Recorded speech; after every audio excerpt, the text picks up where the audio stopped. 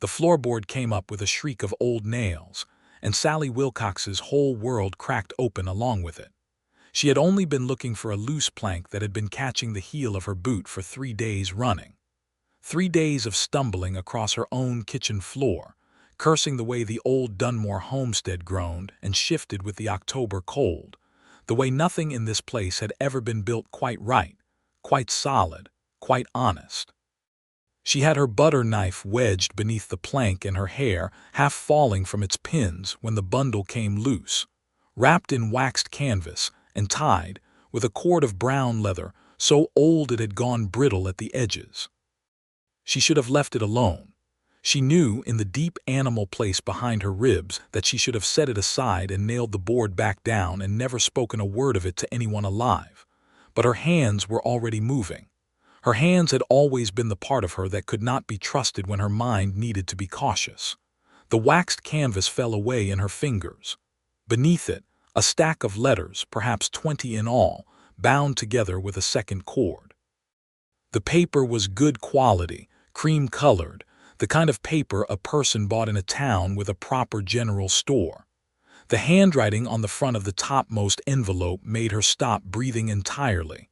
It was her husband's name, Franklin Wilcox, but the return address in the upper left corner was not one she recognized, not a town she could place on any map she had ever studied, and the date stamped on the postmark was from 18 months ago, a full 8 months before Franklin had died. Before Franklin had allegedly died. The sound of boots on her porch came at the exact moment her fingers broke the wax seal on the first envelope, and the knock that followed was not the tentative knocking of a neighbor or a tradesman. It was 3 hard, deliberate strikes, the kind of knock that already knew it was going to be answered. Sallie Wilcox pressed the letters against her chest and straightened up from the kitchen floor, her heart hammering so hard she could feel it in her back teeth. She crossed the room in 4 steps, her boot heel catching that same wretched plank again, and she pulled the front door open with more force than she intended. The man standing on her porch was a stranger. He was tall, trail-worn, with a duster coat the color of river clay and eyes that were the precise shade of gunmetal that she associated with men who had seen things they did not talk about over supper. He was holding his hat in one hand, and the brim of it was turning slowly in his fingers, almost nervous, though nothing else about him read as nervous. His jaw was rough with 3 or 4 days of dark stubble, and there was a scar, thin and old, running from his left cheekbone down toward the corner of his mouth, a souvenir of some old violence she did not yet know the story of. He looked at her face, and then he looked at the bundle of letters she was clutching against her chest, and something shifted in his expression. Not guilt, not quite. Something more complicated than guilt. "Miss Wilcox," he said, and his voice was low and careful the way a man's voice gets when he has rehearsed what he is going to say and then thrown all of it away at the last second. "My name is Wallace Whitfield. I need you to let me inside. It is not safe for either one of us with those letters in your hands and this door standing open." 3 months earlier, Sallie Wilcox had been an uncomplicated widow. That was how she had thought of herself in those first weeks after the telegram came, the one that said Franklin had been killed in a mining accident outside of Tombstone, Arizona. Uncomplicated, because grief at least was a known quantity. Grief had edges you could find in the dark. Grief was not the thing she felt now, standing in her doorway with a dead man's hidden correspondence pressed to her chest, while a stranger with a compelling jaw told her she was in danger. She had come to the Dunmore homestead in April of 1882, 6 weeks after the telegram, because it was the only property that had come to her name through the will. Franklin had bought it 2 years prior without ever telling her, which should have been her first indication that her husband had been a man with more compartments than she had been permitted to see into. The homestead sat 12 miles outside of Laramie, Wyoming, on a parcel of land that was pretty enough in a spare, wind-scraped way, with a creek that ran cold even in August, and a view of the Laramie Mountains that on clear mornings made a person feel briefly, as though the world was larger and more forgiving than it actually was. She had spent those months learning which crops would take in the high-altitude soil, negotiating with the feed merchant in town for credit she would repay with her first harvest, and making the acquaintance of her nearest neighbors, the Calloway family a mile and a half to the east, who were generous with their knowledge of the land and sparing with their words, which Sallie had come to appreciate deeply. She had been building something. A life without Franklin Wilcox that was, she was becoming aware, a considerably more manageable thing than a life with him had been. And then the floorboard. She stepped back from the doorway now and let Wallace Whitfield inside, not because she trusted him, but because he was right. She understood it with a certainty that came from somewhere below rational thought. Whatever those letters contained, it was not the kind of thing that should be discussed on an open porch in the flat October light where anyone riding along the creek road could see. He stepped inside and she closed the door behind him and shot the bolt, and when she turned around he was already looking at the open floorboard in the kitchen with an expression that told her he had known it was there. "You knew about the hiding place," she said. It was not a question. "I knew there would be one," he said. Franklin Wilcox was a man who never kept anything in one place if he could keep it in two. She crossed her arms over the letters. "How did you know Franklin?" He pulled out a chair from her kitchen table without being invited and sat down, which might have annoyed her more if he had not done it with the air of a man who was doing it, because his legs needed it rather than because he was making a claim to her space. He set his hat on the table and ran a hand through his dark hair and looked at her directly. "I worked with him," he said, "not in the way you are probably imagining. I was not a miner. I was not a business partner. I was a federal deputy marshal attached to the district court out of Denver, and Franklin Wilcox was a government informant." The silence in the kitchen was the particular silence of a life rearranging itself. Sallie sat down in the chair across from him, set the letters on the table between them like a small, careful declaration, and said, "You had better start from the beginning."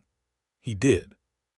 Wallace Whitfield had come west from Ohio at 22, which made him 31 now, and he told that part of his history briefly and without sentiment, the way a man recounts a journey rather than a life. He had read the law for a year in Cincinnati under a judge who eventually decided that Wallace was better suited to pursuing criminals than arguing about them in front of juries, and the judge had written a letter to the federal marshal's office in Denver on his behalf. That was 9 years ago. He had spent those 9 years doing the kind of work that did not appear in newspaper accounts, which was the work of building cases against men who were clever enough to keep their worst activities at a distance from themselves. Franklin Wilcox had become relevant to Wallace's work 14 months ago, when a man named Cord DeVere had begun moving stolen cattle and stolen silver through the Wyoming and Colorado territories, with a sophistication that indicated he had help from someone who understood how banks and land registries and shipping manifests worked. DeVere was a dangerous man in the specific way that men are dangerous when they are both violent and intelligent, and he had a crew of 8 or 9 riders who were loyal to him in the fierce, unthinking way that men become loyal to someone who keeps them fed and prosperous and afraid all at once. Franklin Wilcox had been DeVere's financial architect. He had managed the paperwork, the dummy land transactions, the falsified mining claims that made stolen silver look legitimate on paper. He had been doing it for 2 years before Wallace found the thread that led to him, and when Wallace found him, Franklin Wilcox had made a calculation and decided that cooperating with federal authorities was preferable to a prison term in Laramie or worse. "He gave us information for nearly a year," Wallace said. "Names, routes, dates. It was good information. It was the kind of information that was going to let us build a proper case, not just take DeVere off the board for a few years on a lesser charge, but put him away permanently." "And then he died," Sallie said. "And then he allegedly died," Wallace said, and Sallie felt the hair on her arm stand up because there was the phrase she had been circling without knowing it. She pulled the top letter from the bundle on the table, the one with the postmark from 18 months ago, and she unfolded it carefully. She read it once. Then she read it again. The letter was not from Franklin. It was to Franklin. It was from a woman named Clara, written from a town called Segundo in Colorado, and it was deeply, plainly, uncomplicatedly domestic in its content. It talked about the state of the garden, about a neighbor's cow that had wandered into the yard, about a child named Henry who had learned to walk and who Clara said looked exactly like his father. Sallie set the letter down on the table. Her hands were steady, which surprised her.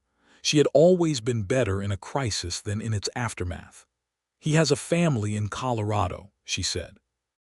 "He had a family in Colorado before he had one here," Wallace said, and she appreciated that he said it simply and without softening it, because a man who softened something like that was a man who thought she needed protecting from the truth, and she had spent enough of her life being protected from truth she should have been told directly.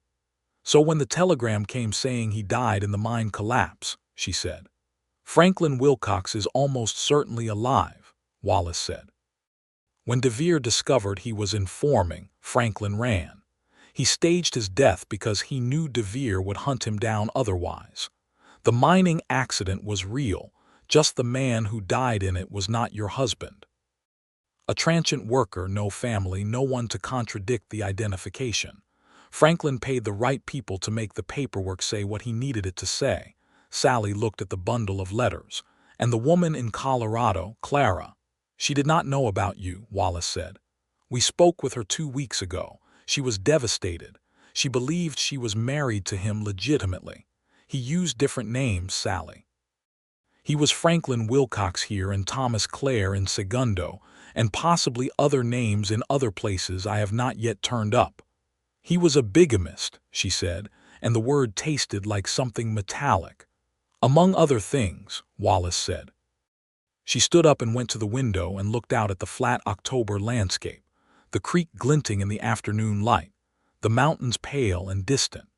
She thought about the 4 years she had spent as Franklin Wilcox's wife in Abilene, Kansas, the years of his long absences that he had explained away with talk of mining investments, of business in other territories.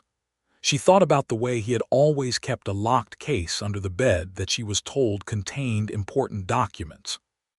She thought about how she had accepted all of it, because that was what a woman of her time and station did when her husband told her something. She accepted it.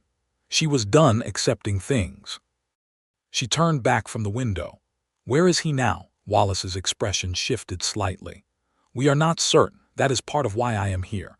Those letters, if they contain what I think they contain, may give us a location, but there is a more immediate problem." "DeVere," she said. "DeVere," he confirmed. "He knows about this property. He knows Franklin left things hidden here. He has a man watching Laramie who would have sent word the moment a federal marshal was spotted in the territory.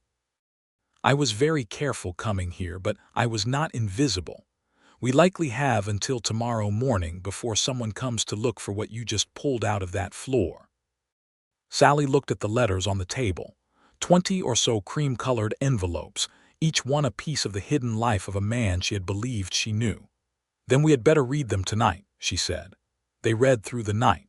Sallie lit the oil lamp and set it in the center of the table, and they divided the letters between them, reading in silence, occasionally passing one across the table when it contained something the other needed to see. The letters were all to Franklin from various sources. Clara in Segundo sent the most personal ones. There were also letters from what appeared to be a lawyer in Denver, letters written in the careful, double-meaning language of men who communicated in writing about things they did not want written down directly, and 3 letters that were written in a hand Sallie did not recognize, signed only with an initial. The letter D. The DeVere letters were the most chilling. They were cordial in a surface way, the way a man is cordial when he is holding something over you. They referenced transactions by code, referred to places by number rather than name, and in the last one, dated 4 months before the fake death, there was a line that made Wallace set the letter down and press his fingers briefly against his eyes. "What is it?" Sallie asked. "This letter," he said, mentions a location, not directly, but I know the code they used. Look here, he references the third property south of the river bend. That is a specific place. An abandoned relay station on the old overland route, about 30 miles from here. If Franklin is hiding, if he is still in this territory, that would be where DeVere's people would go to find him. And it is where we need to go to find him first. Sallie looked at him across the lamp light. He had taken off his duster coat at some point in the evening, and she could see that he wore a plain, dark shirt and a deputy marshal's badge that he had pinned carefully to his vest. An official, deliberate thing, as though he wanted her to be clear about what he was. His eyes, which she had thought were simply gray on the porch, were in the lamp light something more complicated than that, a color between gray and green with a darker ring around the outside, the kind of eyes that collected light rather than reflecting it. "You are going to ride out there tomorrow," she said. "Tonight," he said. "If we wait for morning, DeVere's man might get there first." "And me," she said. "You should go to the Calloway place," he said. "Stay with your neighbors until this is resolved. You will be safer there." She looked at him steadily. "Mr. Whitfield," she said, "this is my home that has been used as a hiding place without my knowledge. That is my husband, if he can still be called that, who has deceived me in ways I am still discovering. Those are my letters. I am going with you." He looked at her for a moment, and she had the impression that he was taking a very accurate measurement of her, and that what he found surprised him in a favorable way. "Can you ride?" he asked. "I have been riding since I was 7 years old," she said. "Do you have a firearm in this house?" She went to the back room and came back with a Winchester Model 1873 carbine that she set on the table with a practicality that made the corner of his mouth move in what was almost a smile. "All right," he said. "We ride in an hour. Pack for 2 nights." She packed in 20 minutes and spent the remaining 40 making coffee and food for the road. Hardtack and cold bacon and dried apples. The kind of food that could be eaten without stopping.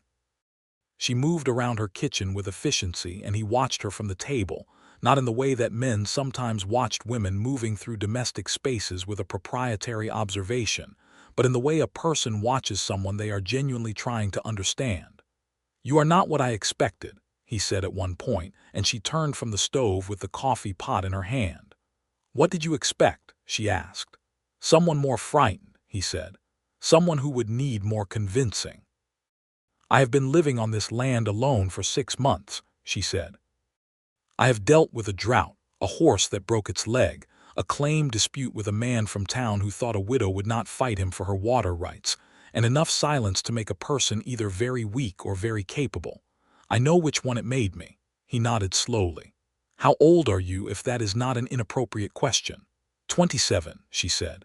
"And you need not worry, I am not asking about your age in return. I am simply noting that I have had enough years to know my own mind." "I am 31, he said, "and you are right, that is more than enough." They rode out at 10:30 at night under a sky so dense with stars it had a physical presence, a weight of light overhead that made the dark land below it feel navigable. Wallace knew the country and set a steady pace, not fast enough to tire the horses on uneven ground in the dark, but purposeful, a direction with intent behind it. Sallie rode beside him, and they did not speak for the first hour, which was comfortable rather than awkward. She found that she was not afraid, and she examined that fact with something like clinical interest as they rode. She had expected to find fear somewhere in herself tonight, given the sum of what she had learned. A duplicitous husband who was likely alive and hiding, a dangerous criminal who might send men to her property, a stranger she was riding through the Wyoming dark with on the basis of a badge and 30 minutes of conversation. But what she found instead of fear was something that had been asleep in her for a long time, an alertness, a sense of herself as a person who was moving through a story rather than being moved through one. "Tell me about the woman in Colorado," she said eventually. "Clara." Wallace was quiet for a moment. "She is about 30, he said. "She has the boy, who is just under 2, and she runs a boarding house in Segundo. She was making a proper go of it before any of this. She was angry when we spoke with her. I mean properly, deeply angry in the way that a strong person gets angry when they have been deceived, not the kind of anger that breaks a person down. Did she know about me? Sallie asked. She did not know he had any other wife, he said. She knows now. She asked about you. She wanted to know if you were all right. Sallie rode in silence with that for a while. A woman she had never met, whom she shared a husband with in the most unwilling and grotesque way a person could share a husband, had asked if she was all right. It was a small human decency in the middle of a large indecency, and it moved her in a way she had not anticipated. She sounds like someone worth knowing, Sallie said finally. She does, Wallace agreed. Under any other circumstances, I think you would get along. Around midnight, they stopped at the creek to water the horses, and Sallie climbed down and stretched her back and looked up at the stars. Wallace stood a few feet away and scanned the darkness around them with a careful, methodical habit that she recognized as a man who did it without thinking any more. "How long have you been doing this kind of work?" she asked. 9 years, he said, though this case is the longest one. Nearly 14 months. Does it ever get to you? She asked. The things people do to each other. He was quiet for longer than she expected. Yes, he said, but I find that what stays with me most is not the worst of it. It is the moments when people are better than they needed to be. When someone tells the truth when lying would have been safer. When someone helps a stranger for no reason except that it was the right thing to do. He paused. I meet more of those people than the other kind. I think it is important to say that. She looked at him in the starlight. He had his hat back on and his face was mostly shadow, but she could see the line of his jaw and the steadiness of his posture. He was a man who had chosen to be good in a way that required ongoing, daily decision-making rather than being simply born that way, and she had come to understand the difference. I believe you, she said. Let us keep moving. They reached the relay station before dawn. It was exactly what he had described. A low building of rough-cut timber that had once served as a stop on the old overland route before the railroad made it redundant. It sat in a shallow draw between two ridges, sheltered enough to be invisible until you were nearly on top of it. The kind of place a man hiding from the world might appreciate. There was a light in the single window, barely visible, the dull ember glow of a banked fire. Wallace held up his hand and they stopped their horses on the ridge above it and watched for 10 minutes without speaking. One horse tied out front, no sign of other riders. One person, Wallace said quietly, possibly him, possibly one of De Vere's people sent ahead. How do we know which? Sallie asked. We go down and find out, he said, which was a simpler answer than she had expected and which she appreciated for its directness. They came down the ridge in the gray pre-dawn light, leaving the horses tied back in the scrub, and approached the building on foot.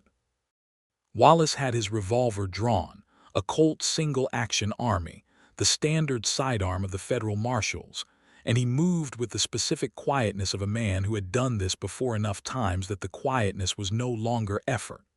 The door was unlatched. Wallace pushed it open with his left hand and stepped inside with his right hand up, gun forward, and said clearly, "Federal Marshal, hands where I can see them." The man inside came up from his blanket by the fire in a tangle of startle and fear, and Sallie, standing in the doorway behind Wallace, looked at the face of her husband for the first time in 14 months. Franklin Wilcox looked terrible. He had lost weight in a way that had taken something essential from him. The well-fed, well-dressed confidence she had always associated with him was entirely gone. He was thin and unshaven, and his eyes, which she had once thought of as a warm brown, now looked like the eyes of an animal that had been cornered long enough to lose track of whether it was still worth running. He saw Wallace and went pale. Then he saw Sallie and went a completely different shade of pale. "Sallie," he said, and her name in his mouth sounded exactly like what it was, the word of a man who had been caught. "Do not speak to her yet," Wallace said. "Hands, Franklin." Franklin raised his hands. He looked at Sallie over Wallace's shoulder with something that might have been remorse or might have been the performance of remorse, and she found she could not tell the difference and did not particularly care. "I need you to understand," Franklin started. "You do not need me to understand anything," Sallie said, and her voice was calm in a way that she could feel cost him more than anger would have. "I need you to sit down and answer Deputy Marshal Whitfield's questions. When you are done doing that, the two of us will have a conversation, but not before." Franklin sat down. The conversation that followed took 2 hours.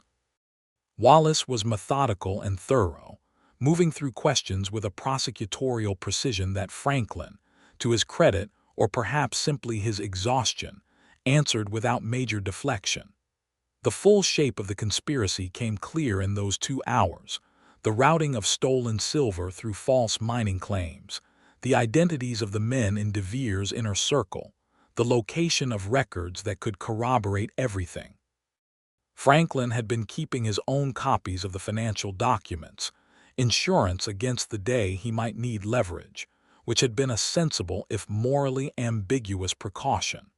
Those copies were buried in a tin box under the floor of this very relay station. When the practical part was finished and Wallace had everything he needed, he stepped outside to see to the horses and to give Sallie the space to have the conversation that was hers to have. She sat across the cold fire from Franklin Wilcox and looked at him. "Clara," she said. He flinched. "How do you know about Clara?" "Deputy Whitfield told me," she said. "She has a son, Franklin, your son." He closed his eyes. "I know." "What were you planning?" she asked. "To simply carry on indefinitely. 2 families, 2 lives, 2 sets of lies running in parallel until one of them collapsed." He did not answer for a long time. "I told myself it would resolve," he said eventually. "That things would stabilize and I would find a way to make it right." "Things do not resolve themselves," she said. "People have to resolve them, and you did not, so here we are." She stood up. "I am going to pursue an annulment on the grounds of your bigamy. I want this property in my name, free and clear, with no claim from you. I want the deed amended through the territorial court. Are you going to contest any of that?" He looked up at her. "No," he said, and she heard in his voice the last small, decent instinct of a man who had run out of alternatives. "No, Sallie, I will not contest it. You deserve better than what I gave you. That is a fact," she said. "I hope you are able to be better for your son in Colorado than you were for anyone else." She walked out of the relay station into the cold gray dawn, and the clean October air hit her face, and she stopped for a moment on the threshold and breathed. The mountains to the west were catching the first pale light, turning from charcoal to a deep blue that would become purple, and then gold as the sun cleared the eastern horizon. It was the same view she had from her kitchen window, more or less, that spare, wind-scraped country that she had come to love despite herself. Wallace was standing by the horses. He turned when she came out, and she saw in his face a careful restraint, a man keeping himself back from asking how she was because he was giving her the space to volunteer it. "He will cooperate fully," she said. "I know," he said. "I thought he would. He has been surviving on stubbornness, but it was running thin." She walked to where he stood and she looked at him and she said, "What happens now, in the legal sense?" "I take him to Denver," he said. "He testifies in front of the district court. With his testimony and the documents, we can put Cord De Vere away for a very long time. Franklin's cooperation will reduce his own sentence significantly. He may serve no time at all if the court is satisfied with the testimony. And De Vere's men," she said, "the ones watching Laramie." "I have 2 other marshals coming from Cheyenne," he said. "They will be in Laramie by this afternoon. Between Franklin's testimony and the documents we found tonight, De Vere's whole organization goes down. The man watching the town will be picked up before nightfall." She nodded. "Then I will ride back to my property," she said. "Not alone," he said. "Mr. Whitfield, I just spent all night riding across Wyoming territory and confronting my bigamous husband at a hidden relay station. I think I can manage 12 miles in daylight." "I do not doubt that you can," he said. "But the Cheyenne marshals are not here yet, and De Vere may have more than one man watching the territory. I will ride back with you, and we will wait for the others." She considered arguing with him and decided against it, not because she needed his protection, but because she found that she did not want him to go yet, and that particular honesty required a moment of quiet reckoning with herself. She had known this man for less than 12 hours. He had spent 9 hours of that time sitting across a lamplit table with her in her kitchen, reading through the architecture of her husband's deceptions with her, and in those hours he had been careful and direct and had never once looked at her with the calculating measurement of a man who saw her situation as an opportunity. He had looked at her as though she was exactly who she was, as though that was sufficient, as though it was, in fact, more than sufficient. "All right," she said. "We ride back together." They rode back in the early morning light with Franklin Wilcox between them, his wrists not restrained because Wallace said there was no point in it. The man had nowhere left to run. The conversation was sparse, which was appropriate to the occasion. When they reached the homestead, Wallace settled Franklin in the barn with water and food and a blanket, locked the barn door with a padlock that Sallie produced from the back room without being asked, and then the two of them were alone in her kitchen again.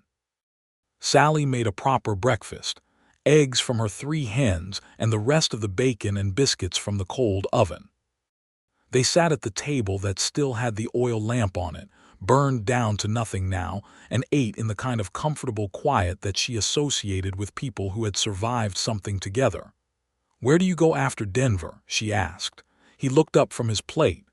"There is always another case," he said. "That is not quite an answer," she said. He looked at her for a moment, the way he had several times in the night. That measuring look that she was beginning to understand meant he was deciding how much of something to say.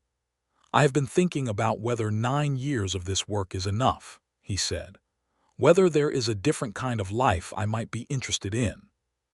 "And what do you think?" she asked. "I think," he said, "that I have been asking myself that question with more urgency since approximately 10 o'clock last night." The directness of it made the air in the kitchen feel different. She held his gaze and he held hers, and it was the particular charged stillness of two people who are having an honest moment of recognition. She did not look away, and neither did he. "You should come back through Laramie," she said finally. "After Denver, when the case is settled." "I intend to," he said. The marshals from Cheyenne arrived at 12:30. 2 solid men named Garrett and Prout, who took Franklin Wilcox into their custody, with the efficient, unsentimental manner of men for whom this was a Tuesday. Wallace gave them a briefing with the documents from the relay station, assigned them the routes they would need to take to intercept DeVere's people, and organized the whole thing with a quiet authority that had nothing performative about it. When it was done and the marshals were ready to move out, Wallace came back inside to Sallie's kitchen one more time. He picked up his hat from the table where he had left it the night before. "I want to say something," he said, "and I want you to know that I am saying it because it is true and not because of the circumstances of this particular day, which I recognize were extraordinary." "Say it then," she said. "You are the most capable and clear-eyed person I have met in 9 years of this work," he said. "And I am not speaking about capability in the abstract. I mean that you have a quality that I have been looking for the shape of for a long time. You take things as they are. You do not require them to be other than they are in order to function. That is rare." She looked at him and felt the warmth of it move through her chest in a way that was entirely welcome and entirely inconveniently timed. "Come back through Laramie, Wallace Whitfield," she said, and used his full name deliberately, as a kind of marker. "Yes, ma'am," he said, and the formality of it was gentle and light, the way a man says something serious when he is trying not to be heavy-handed about how serious it is. He walked out the door and she watched him ride away south toward the Cheyenne road, and she stood on her porch with her arms folded against the October chill until he was a small, moving shape and then nothing at all. Then she went back inside and set a pot of coffee on to boil and sat down at her kitchen table and looked at the open floorboard and the empty space beneath it. And she thought about what it meant to have the floor of your life come up and find it hollow. She thought about Clara in Segundo with her toddling son, and she felt for her with a thoroughness that surprised her. She thought about Franklin and the long habit of his evasions, and found that the grief of it was smaller than she expected, which told her something important about the state of that marriage that she had been too close to see clearly before. She thought about Wallace Whitfield's eyes in the lamplight. Then she got up and nailed the floorboard back down. Some things should stay closed. The 3 weeks that followed were the busiest of Sallie's time on the homestead. She had the annulment papers to file with the territorial court in Laramie, which required 2 trips to town, and a meeting with a lawyer named Hargrove who seemed baffled that a woman was filing her own case, until she put the evidence of Franklin's bigamy on his desk, and he became considerably more focused. The Calloway family learned something of the situation, not the full scope but enough, and Mary Calloway came over one afternoon with a fruit cake and a complete absence of judgment that was one of the finest things Sallie had experienced in recent memory. She had also written a letter to Clara in Segundo. It had taken her 4 attempts to get it right. The first 3 were too formal or too strange or too saturated with a complicated emotion she was still sorting through. The 4th was simple. She introduced herself, acknowledged the awkwardness of the situation with plain language, expressed genuine concern for Clara and Henry, and offered the kinds of practical information she thought might be useful: names of lawyers in the territory who handled such cases, the specific legal grounds that would apply to Clara's situation. She sent it without knowing what she expected in return. The reply came 12 days later, and was warm and direct and written, with the kind of dry, tough humor that Sallie recognized as the defense mechanism of a strong woman navigating an absurd situation. Clara confirmed that she had already engaged a lawyer of her own, and that Henry was well, and had recently developed a strong interest in the chickens their neighbor kept. She ended the letter with, "I have been told by Marshal Whitfield that you are a formidable woman. I am glad he was right." Sallie read that line 3 times and felt something in her chest that was warm and entirely complicated.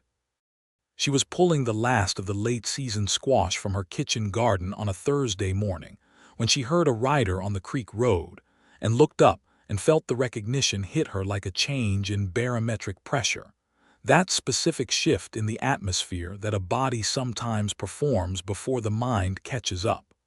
Wallace Whitfield looked better than he had on her porch that first evening. The trail dust was gone and his duster coat was clean, and he was sitting his horse with the kind of ease that told her the weight of the Denver testimony was off him. He came up the road and stopped at her fence and looked at her over it. "Case is closed," he said. Cord DeVere was indicted on 14 counts. He will not be a problem in this territory or any other for a very long time. "And Franklin," she asked, pulling off her garden gloves, "testified fully, walked away with a 5-year supervised probation and a mandate to stay out of Wyoming and Colorado territories. The court was satisfied." He paused. "He asked me to tell you that he signed the documents for the property transfer. Your lawyer should have them within the week." "This land is fully mine," she said. "Fully yours," he confirmed. She looked at him over her fence, her garden gloves in one hand, a butternut squash in the other, her hair coming out of its pins the way it always did by mid-morning, and she thought that this was perhaps not the most elegant way to be looked at by a man whose opinion was beginning to matter considerably to her. He swung down from his horse and tied it to her fence post and came around to the gate and opened it with the proprietary ease of someone who had imagined the action before performing it. "I am staying in Laramie for a while," he said, walking toward her across the kitchen garden. "I have resigned my commission with the marshal's office. I submitted the papers from Denver." She stared at him. "Because of the case being finished?" she asked. "Because of several things," he said, and stopped a few feet from her. "One of which is that I have been thinking about a different kind of life quite seriously since a particular evening 6 weeks ago in a particular kitchen." "You gave up your position," she said. "I gave up a position," he said. "There are other things I could do. I know the law. I know this territory. I have some savings, and I have been looking from a distance at a piece of land about 4 miles north of here that the current owner is willing to sell at a fair price." He paused. "I want to be clear about something. I am not here with any assumptions. I am here because you told me to come back and because that was the only direction I was willing to go." She looked at him in the October morning light, this man with his gray-green eyes and his old scar and his 9 years of choosing to be good in a difficult world. She thought about the fact that she had known him for 6 weeks in total, most of which had been conducted across a great physical distance, and that she was standing in her garden with a squash in her hand, feeling more certain about him than she had ever felt about anything in 4 years of legal marriage. "I think," she said, "that you should come inside and have some coffee and tell me about this land you have been looking at." "I think that is a reasonable proposal," he said. They went inside together. The coffee was long and the conversation was longer, and it rambled through the practical and the personal in the way that conversations do when two people are quietly taking the measure of a shared future without saying that explicitly yet.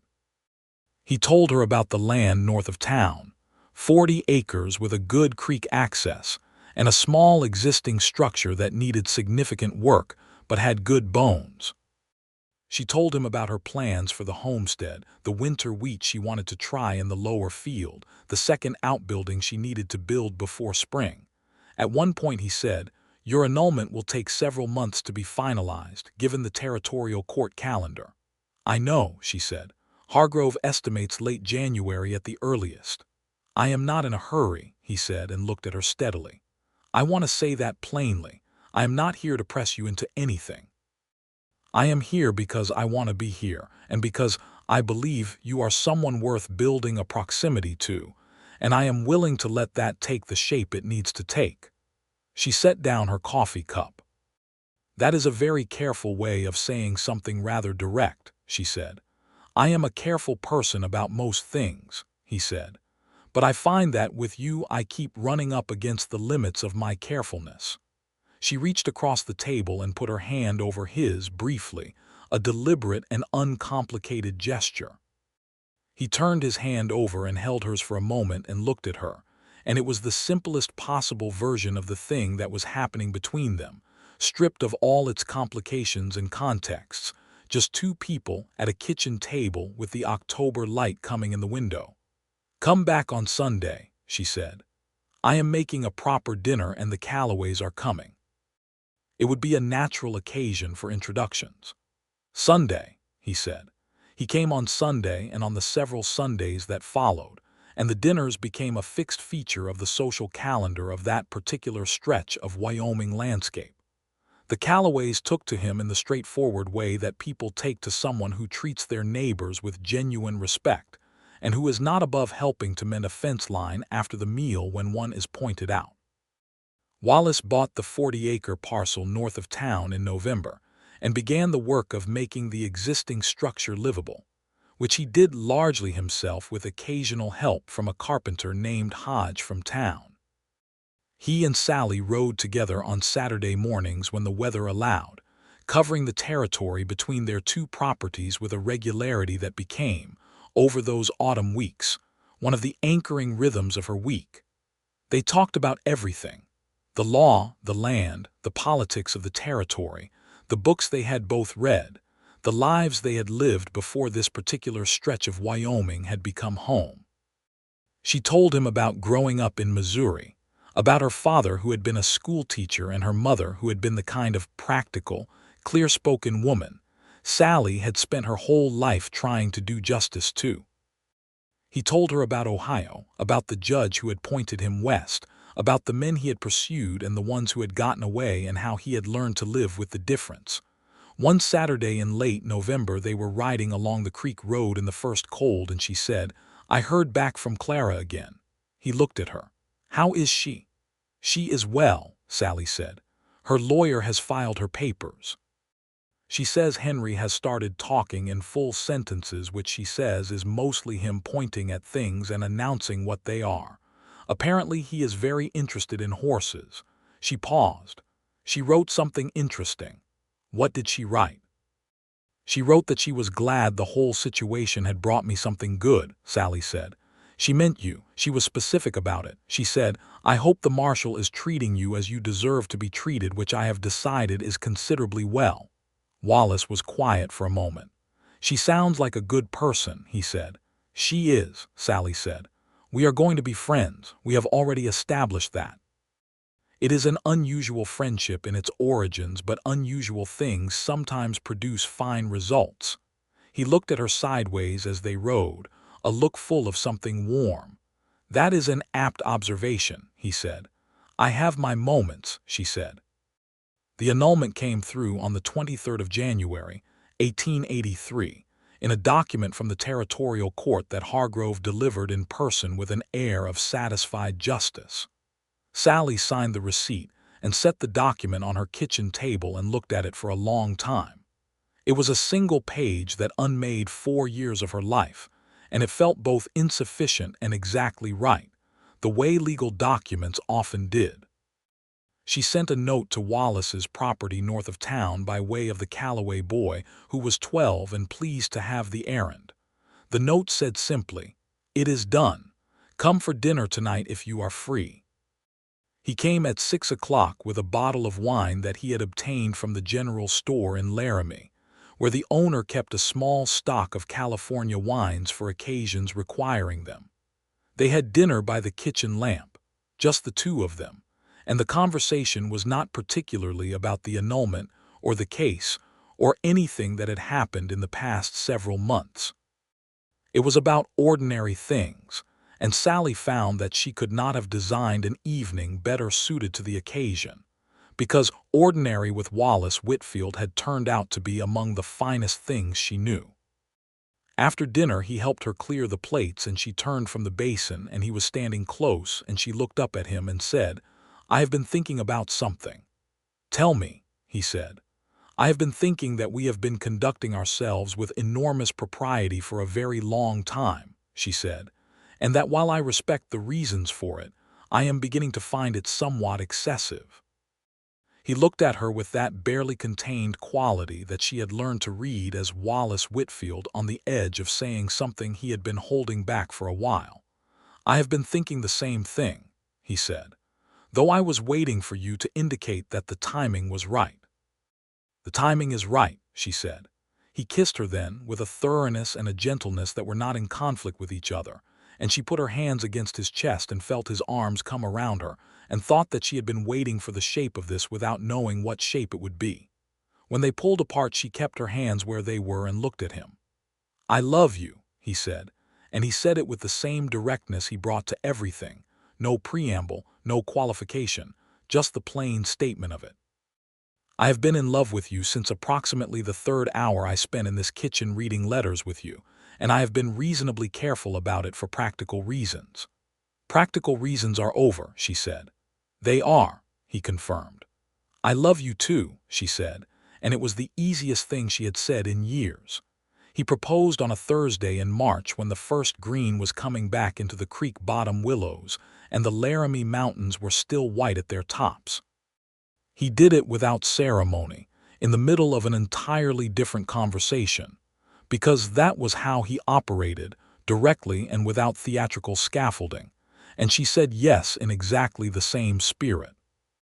They were married in May of 1883 in the Methodist Church in Laramie, with the Calloways standing up for them, and a surprising number of the town in attendance, because Wallace had by then become known in the community as a man who could be called upon and who called back, who had set up a small law practice in a rented office on the main street, and who had already argued 2 cases before the territorial court and won both of them.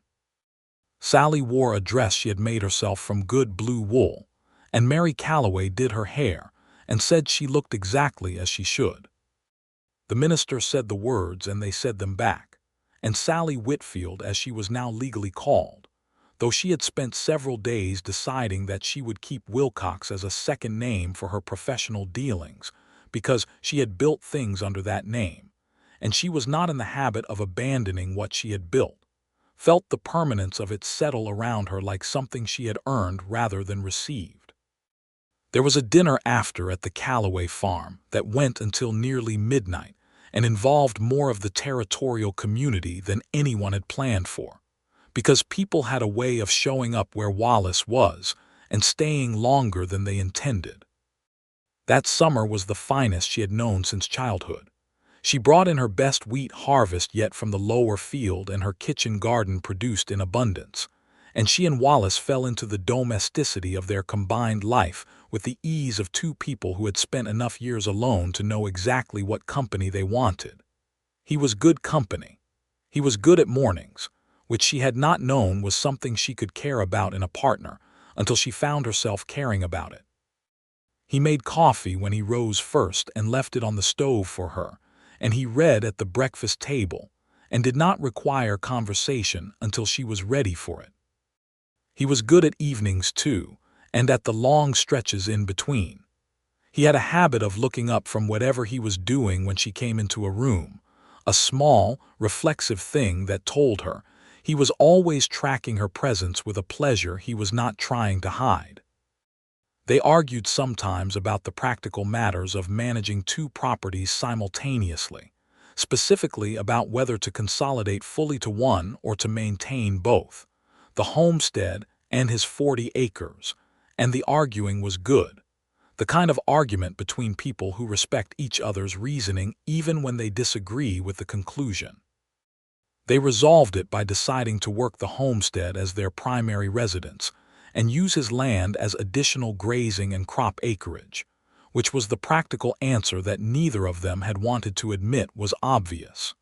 In October of 1883, exactly 1 year after the night she had pulled up her kitchen floorboard, Sallie discovered she was pregnant.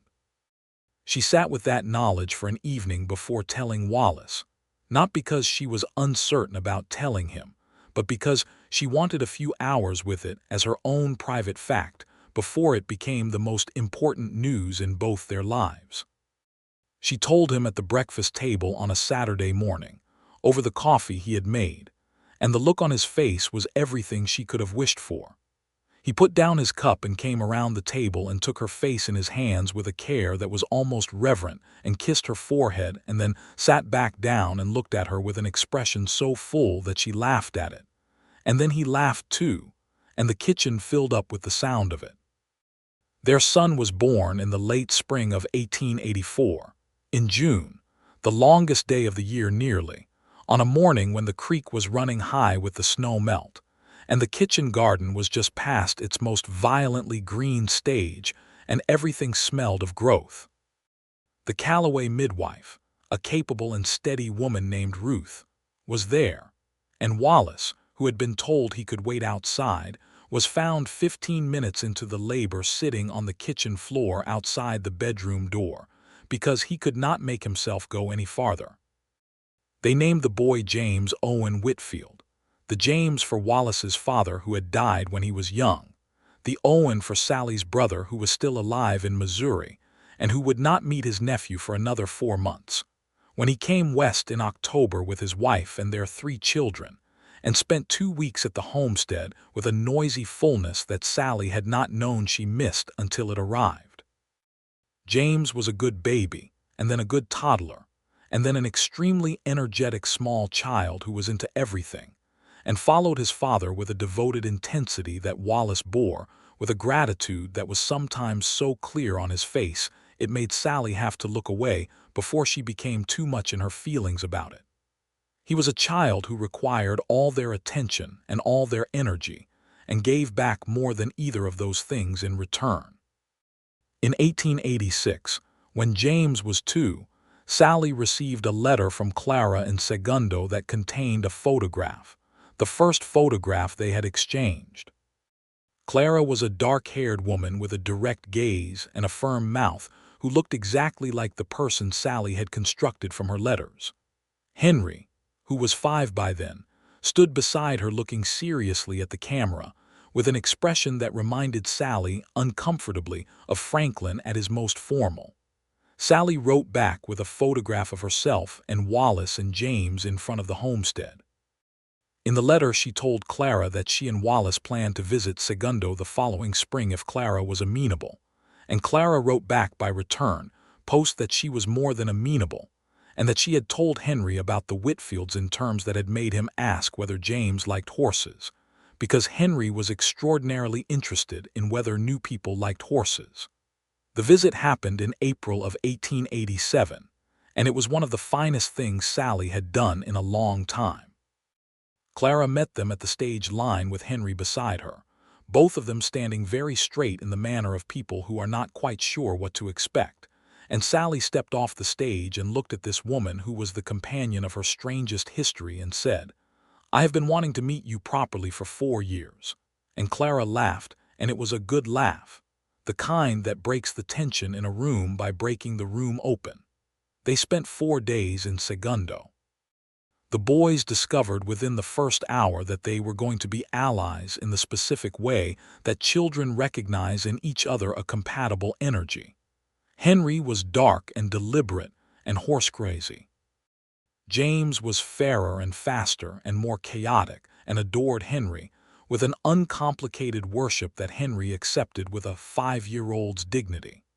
They spent most of the visit running together through Clara's yard and the adjacent field, and coming in at mealtimes covered in the particular dirt that only comes from a day of purposeful play.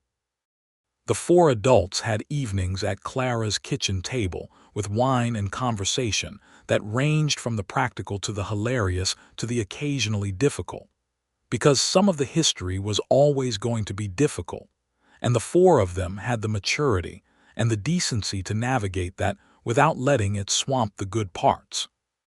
Wallace and Clara had the particular careful respect of 2 people who had handled the same painful situation from opposite directions, and had arrived at something like mutual regard. On the last evening, Sallie and Clara sat on the porch after the children were in bed and Wallace had gone in to read, and Clara said, "You know, when that marshal first came to my door in Segundo to tell me what Thomas had been, my first thought was that there was a woman somewhere who had been deceived the same as me, and my second thought was that I would likely hate her on principle just because of how complicated everything was." "I had complicated feelings about you initially as well," Sallie said. "And now," Clara said.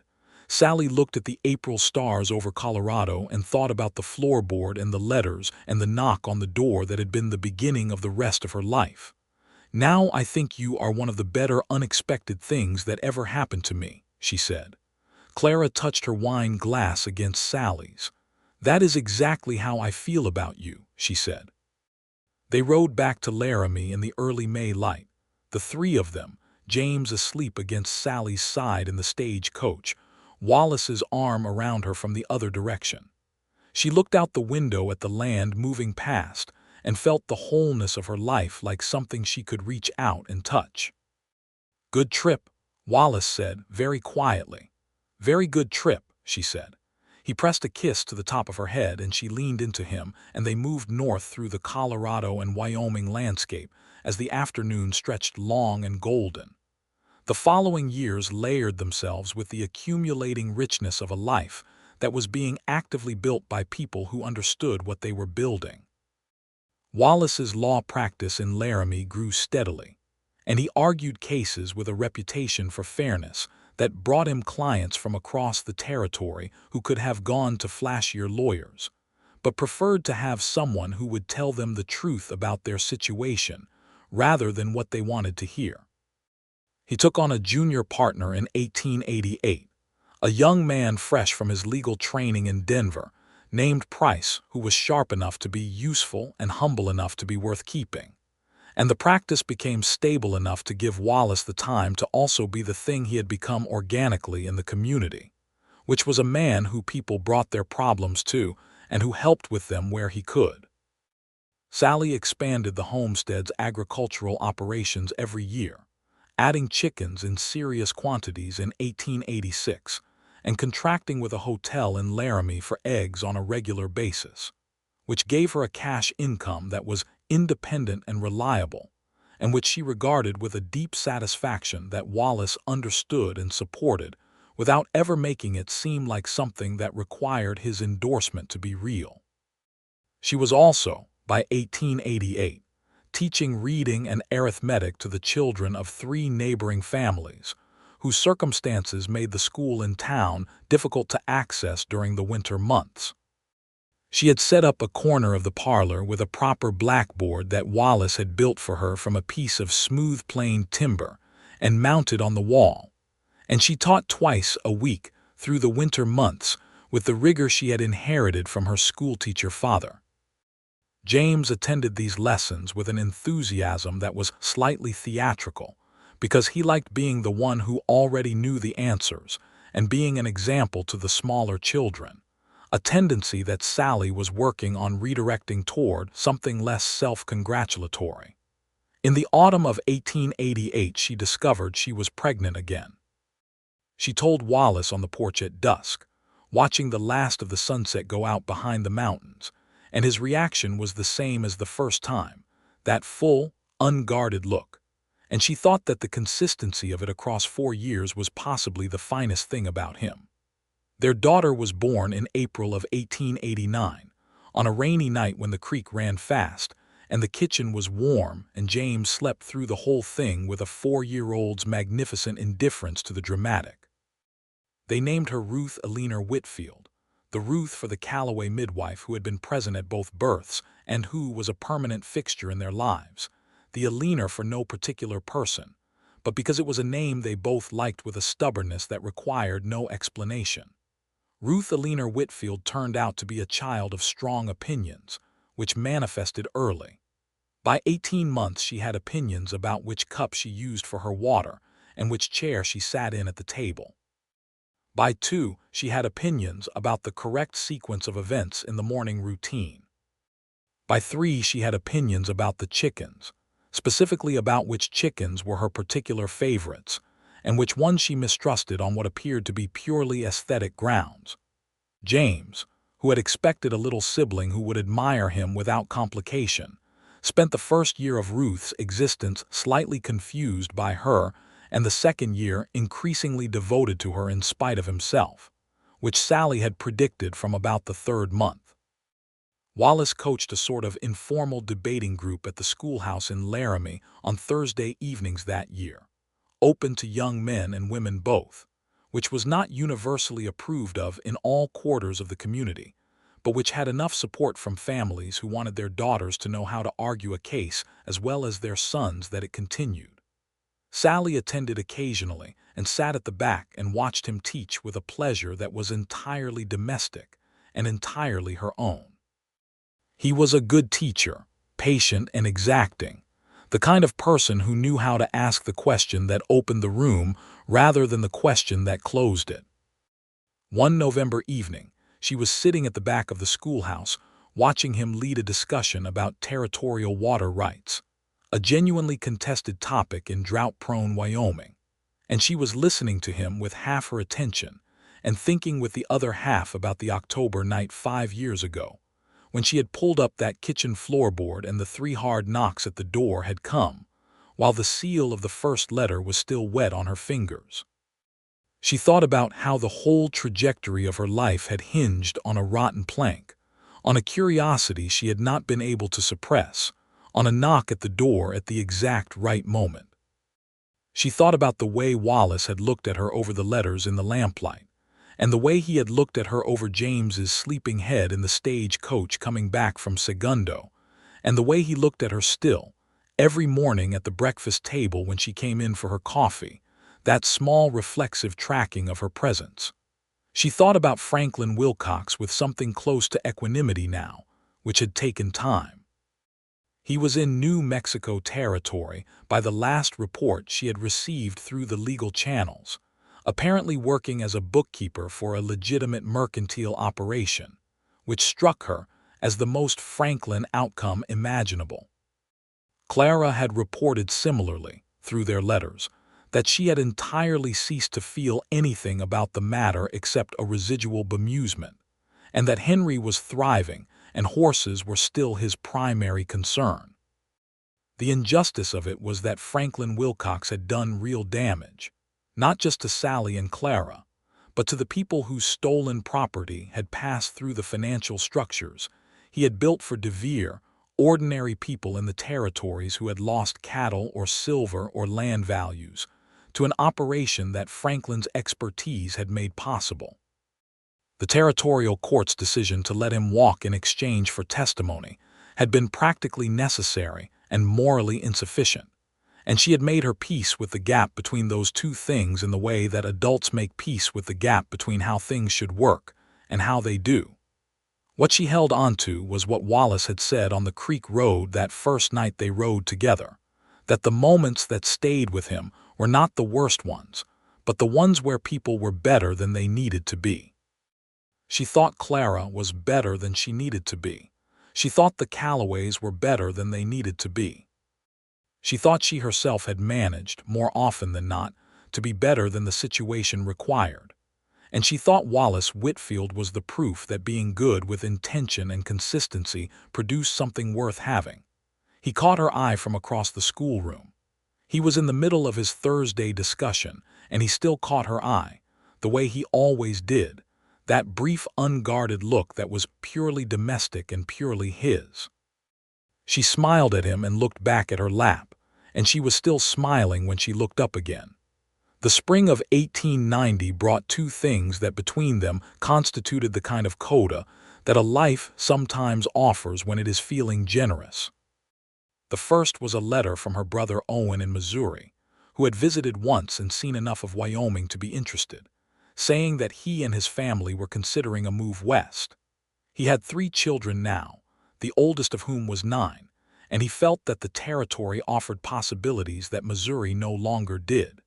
He asked, with the particular humility of a younger sibling who knows he is asking a lot, whether there might be room for a second family on or adjacent to the Whitfield land.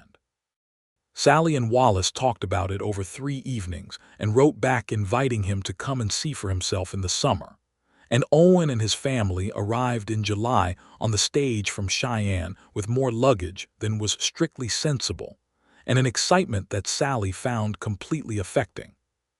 She had missed her brother with a quietness she had not allowed herself to fully register until he walked up her porch steps with his oldest boy at his side and looked at her homestead with exactly the look she had had on her own face the first time she had seen it.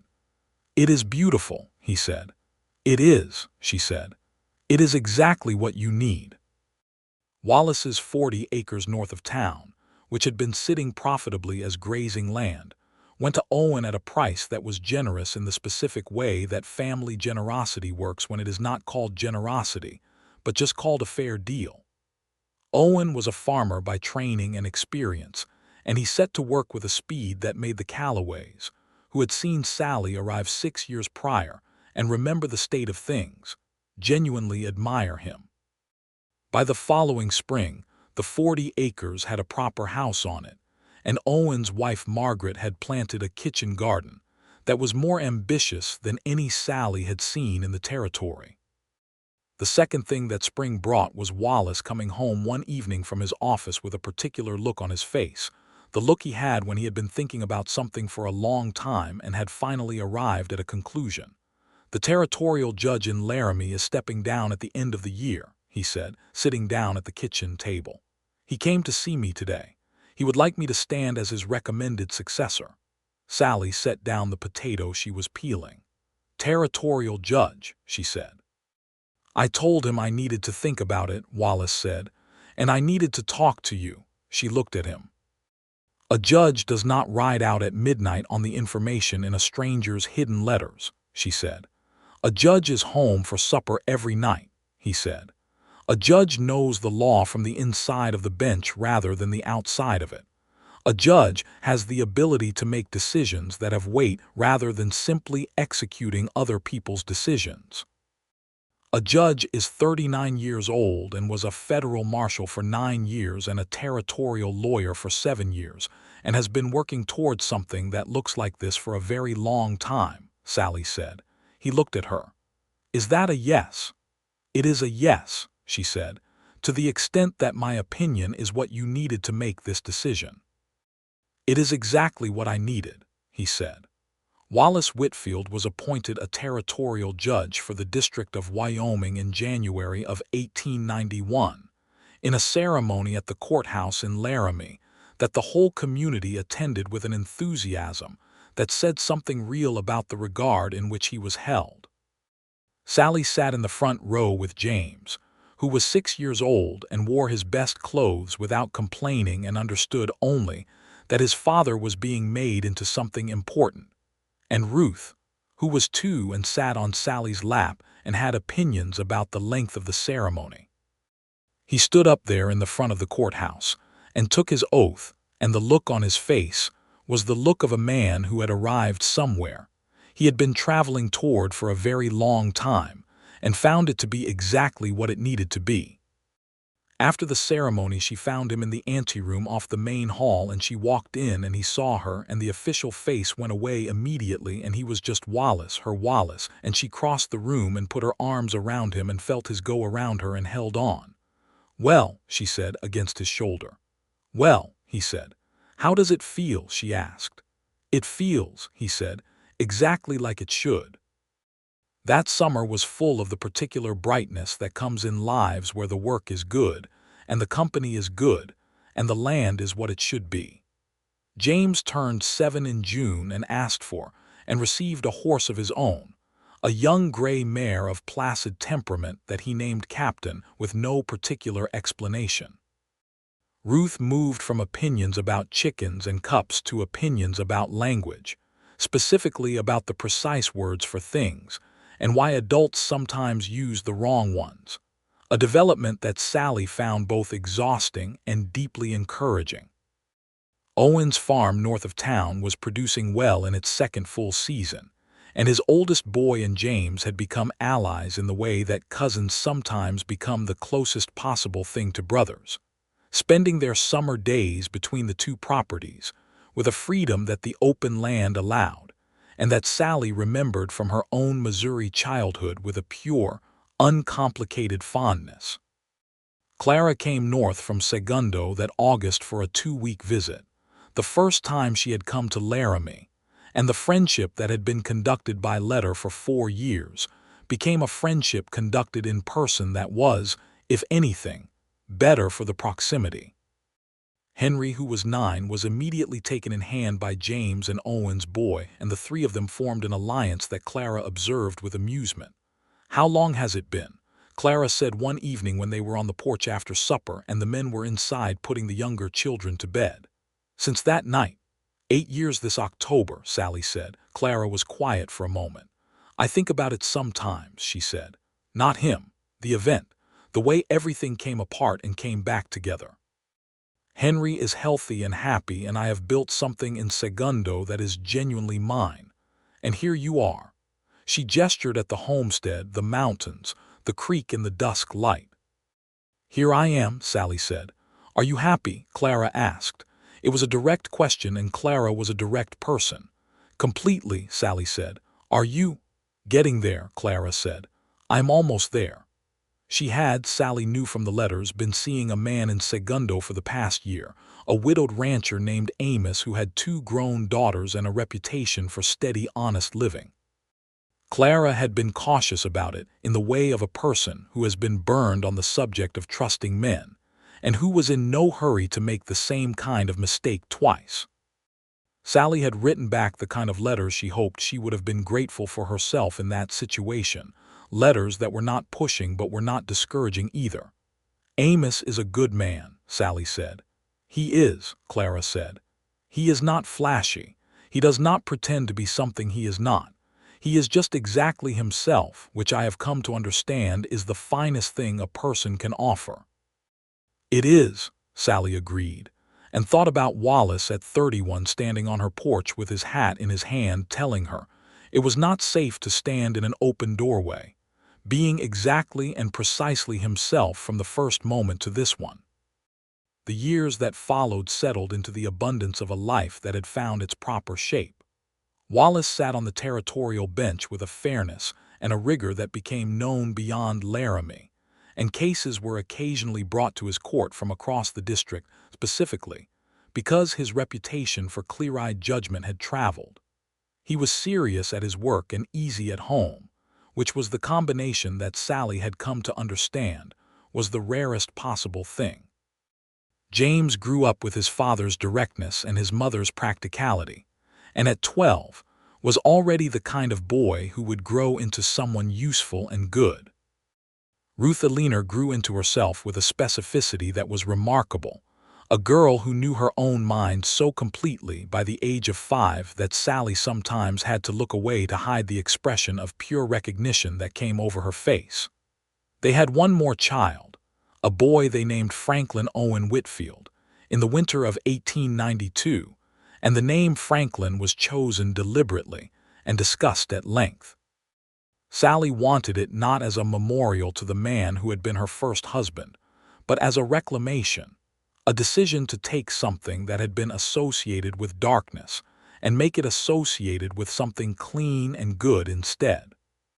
Wallace had understood this immediately and had agreed, and their second son came into the world with that name and made it entirely his own from his first day. He was called Frank, which suited him, a wide-awake, loud, cheerful child who arrived into a household already full of strong personalities and simply added his own to the mix without apparent concern for the competition. On an October evening in 1893, a decade after the night that had changed everything, Sallie was standing at her kitchen window watching the mountains go purple in the last light.